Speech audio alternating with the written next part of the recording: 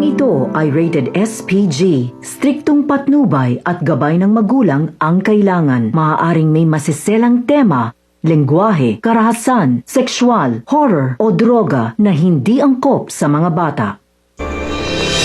Dear Ate Charing, in times of tragedy, it's easy for us to feel sorry for its victims who suffer great hardship, pain, and loss in their lives. But we need to take notice of the people who rushes in the middle of a tragedy and risk their lives to help those who are in need of saving. One of these brave men are our firefighters.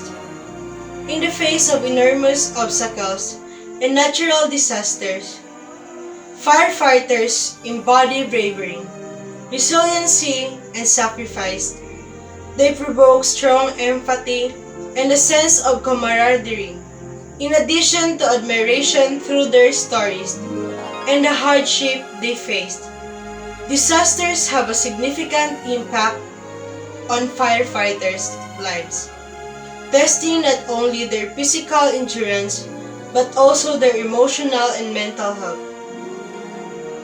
The character experiences all of the risks and hardship that come with their line of work, whether they are putting out blazing flames, responding to emergencies, or witnessing the destruction caused by emergency created by people.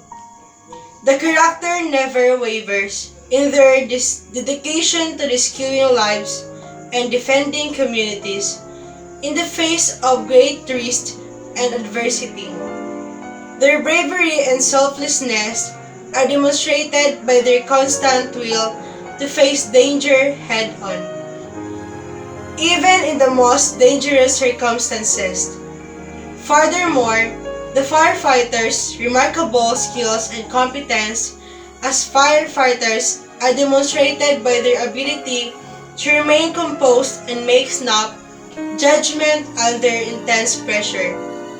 But the misfortunes people experience have an impact on their mental health, in addition to their physical health.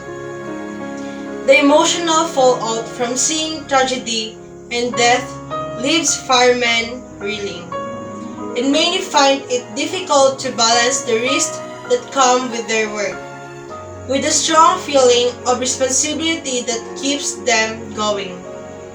The firefighters' feeling of purpose and the support of their fellow firemen provide them courage and comfort in the face of these difficulties. They find resilience and inspiration in one another's support and unity, which gives them the bravery to keep going despite what seems like insurmountable obstacles. In the end, the voyage of firefighters serve as moving reminder of the bravery, sacrifice, and selflessness of people who risk their lives to save others. Everyone who hears their story is inspired by their fortitude in the face of difficulty, their unshakable dedication to their purpose, and their capacity to rediscover humanity and hope in the middle of disaster. Truly yours, Jemima.